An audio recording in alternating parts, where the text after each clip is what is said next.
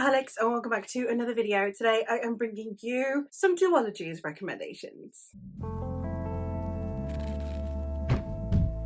Now these are recommendations for duologies. They're not necessarily like my top duologies I have ever read. It's not a tier ranking or anything of the like. It is literally just me talking about some duologies that for different reasons you might want to put on your radar. For those of you who don't know, I binge read series, so I'm also going to be talking about how bingeable these series are and how well or not they divide up their plot or their pacing. These are ones that I would highly recommend. As I said, not necessarily favourites, but for different preferences, different choices, some duologies. Duologies are obviously series that contain 2 books, so they are shorter than the typical trilogy that you usually get, but they give you that little bit more fulfillment than maybe a standalone would give you. One of the things that I really appreciate about duologies is, of course, you have no middle book syndrome. That can actually materialise within duologies because the first half of the second book can sometimes feel a little bit middle book syndrome-ish, but for the most part it is a workaround for it. Obviously duologies are also structured differently because trilogies have that traditional beginning, middle, end feel to them, which duologies do not have. It's more like a 2-part episode. I have read quite a few duologies and I really enjoy reading duologies for the most part, so still definitely something that I get fulfillment out of, possibly more than reading standalones. So if you're wanting something quick but you don't want to just read a standalone, which are quite scarce in the fantasy sphere, then duologies might just be for you. Now actually getting into some of the specific recommendations, I have 5 series to talk to you about today. I am going to do the honourable mention because it's who I am as a person, but the honourable mention is going to be the Books of Amber series by Tasha Suri. This is one that I would recommend, but I am trying to focus this video being more on fantasy, and this is romantasy. So as much as I really appreciate that duology, it isn't really one that I think fits with the vibe of what I'm trying to talk about with these. It's 2 separate romances. I could say the same for the Wolf by Hannah Witten. They are duologies and they work really well as duologies, but because we're following 2 different romances, they don't follow the same style of structure that the rest of the video is. So shout out to those series because they are really awesome, but not really what I'm going to be talking about right now. I'm going to start out with one that I read quite recently, at least at the time of filming this video is pre-filmed, but we have the Black Hawks series by David Ragg. This series consists of the Black Hawks and the Righteous. It is a mercenary style comedic fantasy. In this story we are following a young man named Chell who is a knight to his step uncle. He always dreamed of being a knight, he always wanted to be a knight, and now that he is one, he realises it's really not all it seems and he just wants to go home. However, he's pledged an oath, so he can't do that until he encounters a prince who people are trying to assassinate. So then he has to help this prince get across the country with assassins on their tail so that they can get him safely back to his palace. And if he actually fulfills this, then the prince will annul his oath and he can go home. With assassins on your tail, however, you need assassins at your back. Enter the Black Hawks, a band of mismatched mercenaries who are, after some convincing, going to help Chell with this endeavour. Now, this is, as I said, comedic fantasy. It has a very specific sense of humour that may not be for everyone. One of the things that I really appreciate about this, and I do mention it in my review, which I will leave linked somewhere. One of the things I really appreciate about this series, actually, is the fact that it is light-hearted fantasy in a sphere where the biggest selling subset of fantasy at the moment is dark or cozy. You're either completely grimdark and it's gruesome and everything is miserable and everyone wants to be Abercrombie, or it's cozy fantasy and everyone wants to be the next Legends Atlantis. This one is neither. This one is a load of fun, but it isn't cozy. It's still epic fantasy. There's still trudging your way across a country, but it has levity, it has humour, and not in the Joe Abercrombie nihilistic, sarcastic sense of humour, which top tier by the way. This one is much more just like outright humour, which I really appreciated because it brought a fresh take to the genre. Do I think that this is the best thing ever written? No, of course I don't. But do I think it was a really fun time and therefore I would still highly recommend it?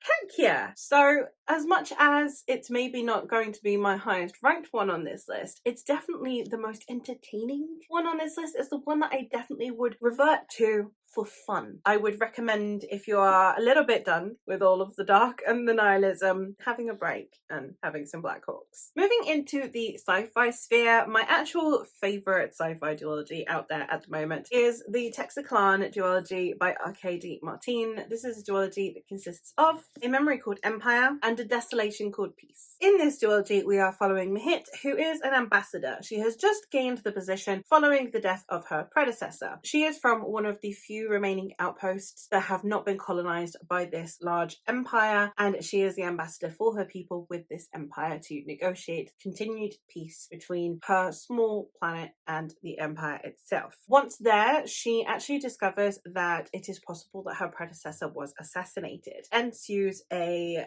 mystery and murder investigation alongside trying to survive this court, trying to survive what is actually going on at the heart of this empire. And this is a series that definitely is more of a political intrigue style story. The sci-fi elements are definitely there. They are definitely what set the tone and the vibe, and the pseudoscience is actually really well woven in. A huge part of the sci-fi element actually is also just the intergalactic nature of the politics, the way that you will have different cultures and languages all converging in this capital for diplomatic reasons, and therefore the negotiations that go on and the political connivances that can happen were actually really well handled, because it is obviously tackling a much larger stage than any of the politics that we witness here on our planet, because it's multiple planets wide, and I think that was handled incredibly well. I do again have a review for this duology. I think I have a review for all of these actually, so I will leave those linked. This is one that I just think that the social analysis combined with the level of intrigue that keeps you going were just so well balanced that I absolutely loved it. The way the themes are discussed in this series,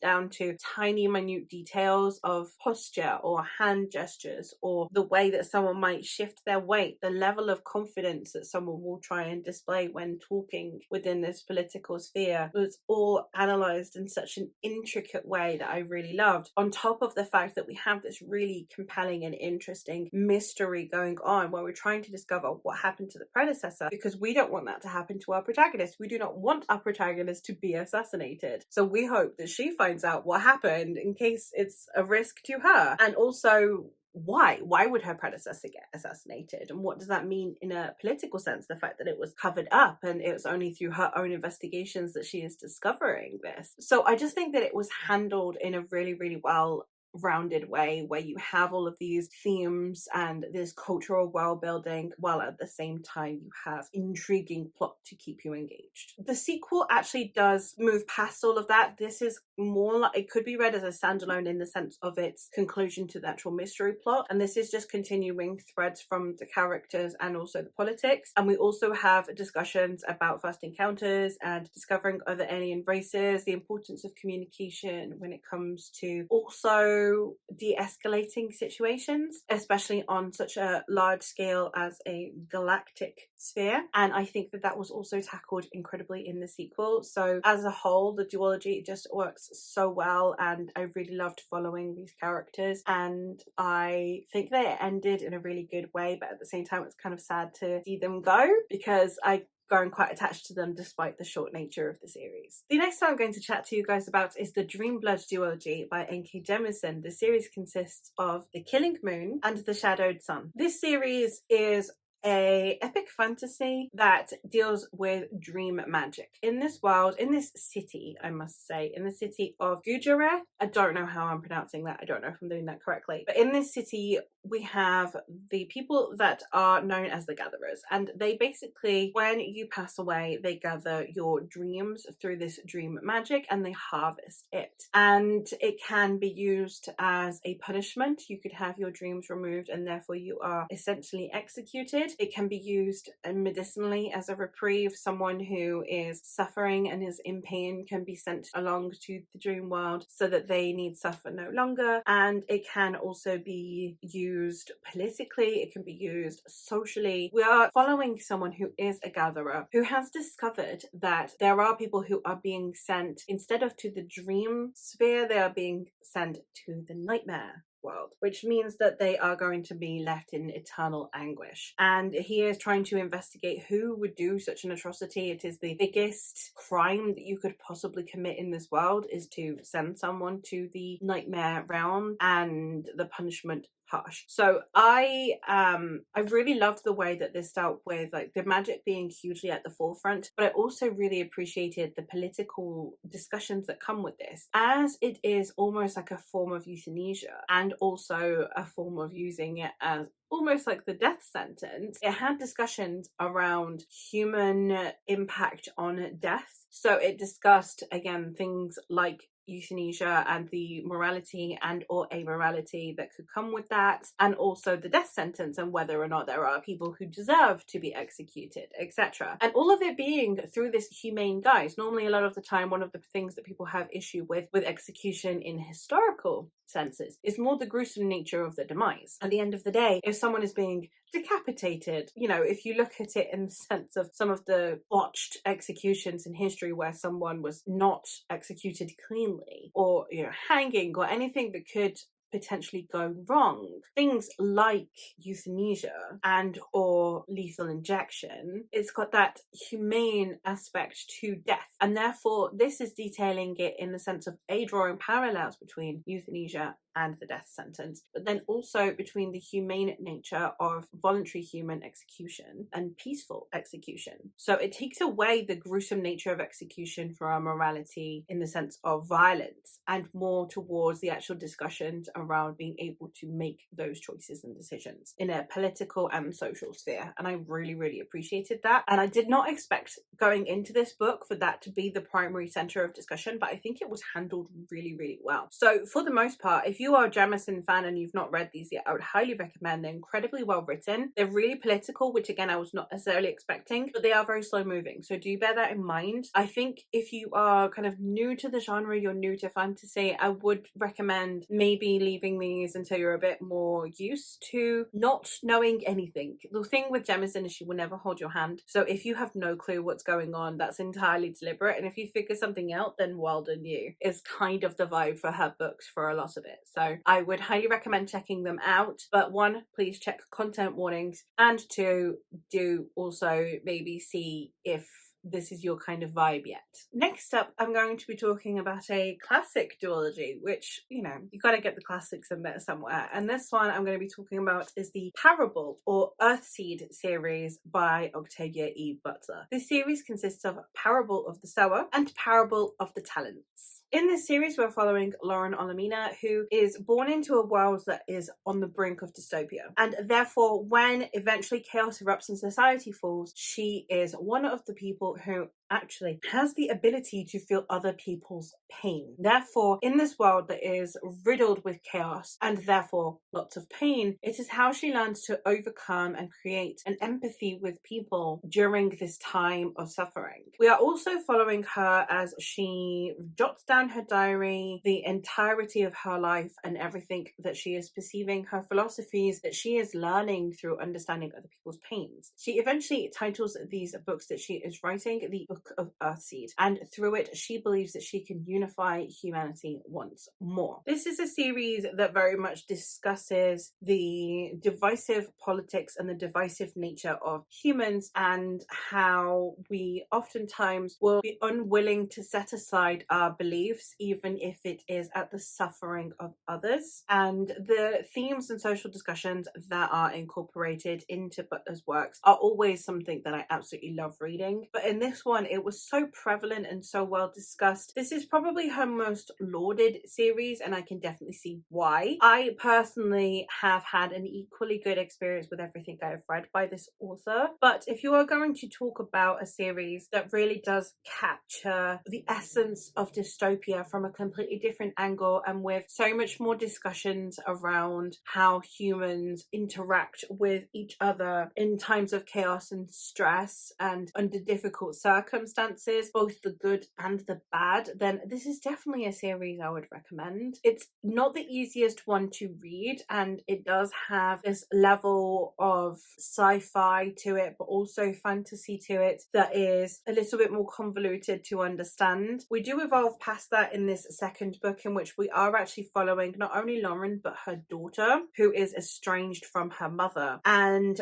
we see as the world begins to stitch itself back together, but also in other aspects fall apart. And we also have the beginnings of things like space travel in this one. I do believe that there was supposed to be a third book that the author was planning on writing but never got to it before she sadly passed away. So it is remaining as a duology. It definitely works as a duology. These books feel kind of more like companion novels anyway, although they do follow directly on from each other in a chronological sense, and you can't really understand the sequel without having read the first book. They definitely have a self-contained story within them. And the last series that I'm going to talk about is the Poison Wars series by Sam Hawke. The first book being City of Lies, and the second book being The Hollow Empire. This duology is one that I really had a good time with. It's epic fantasy. It's got like these nice chunky books that you can still dig your teeth into, and it works really well as a duology. In the first book, we are following Jovan, who is the heir to his uncle, and his uncle is the poison tester to the current emperor, which means that Jovan is the poison tester to the heir to the throne, who also happens to be